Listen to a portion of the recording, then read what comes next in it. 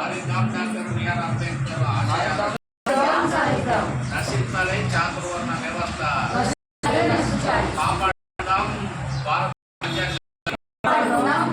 కాపాడదాం భారత రాజ్యాన్ని. జోహార్ డాక్టర్ బిఆర్ అంబేద్కర్. స్టార్ట్.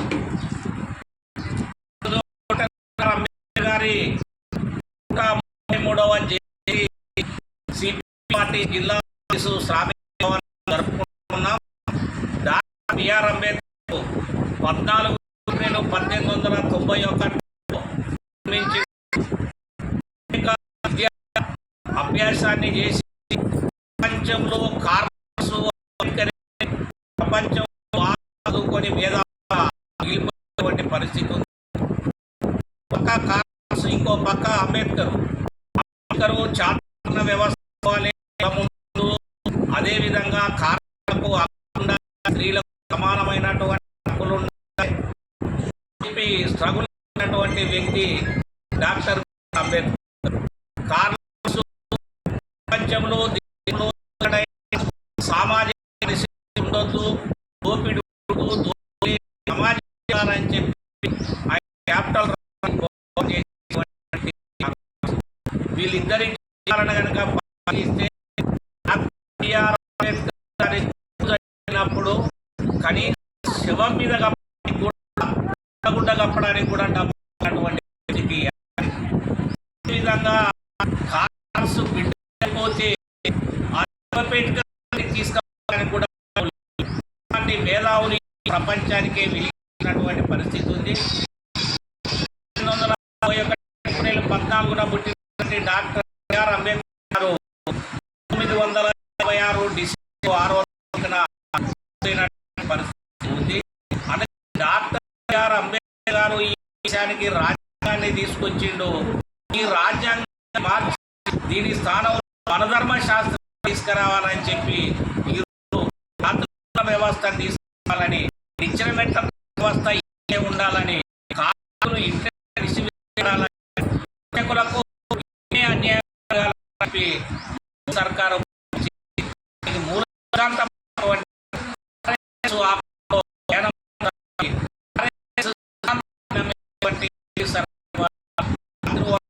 తీసుకొచ్చి రాజ్యాన్ని రద్దు చేయాలని ప్రయత్నం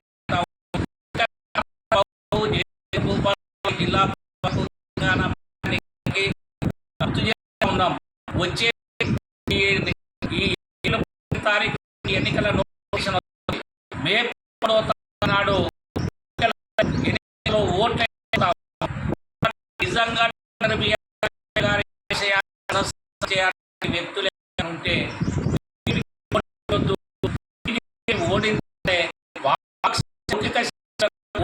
గెలిపించినటువంటి అవసరం ఉంది, గెలిపించినటువంటి అవసరం ఉంది. తద్వారా బీజేపీని తిప్పాల్సినటువంటి అవసరం ఉంది. కనుక బీజేపీ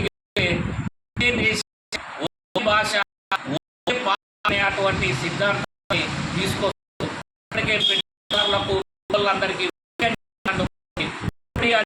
వచ్చిన జీరో లో ఎత్తమని ఒక్క పైసా కూడా వేయలేదు. అటవీ చట్టాన్ని నిర్వీర్యం చేసిండు, ఉపాధి హామీ చట్టాన్ని నిర్వీర్యం చేసిండు, హక్కుల్ని కాలరాస్తాడు, 49 చట్టాలని 4 చేసి పెట్టుబడులకు అనుకూలంగా ఉండు, రోజు కూలి 176 రూపాయలని చేస్తా ఉండు. కాబట్టి ఓడితే బీజేపీ గద్దె దించాలి. డాక్టర్ బిఆర్ అంబేద్కర్ రాసినటువంటి రాజ్యాంగం కాపాడబడే బీజేపీ ఓడిపోవాలి. గిరిజనుల మీద దాడులు అనేక రోజులు చూస్తున్నాం. కాబట్టి ప్రభుత్వం తిరిగి అధికారంలో రావడానికి వీల్లేదు.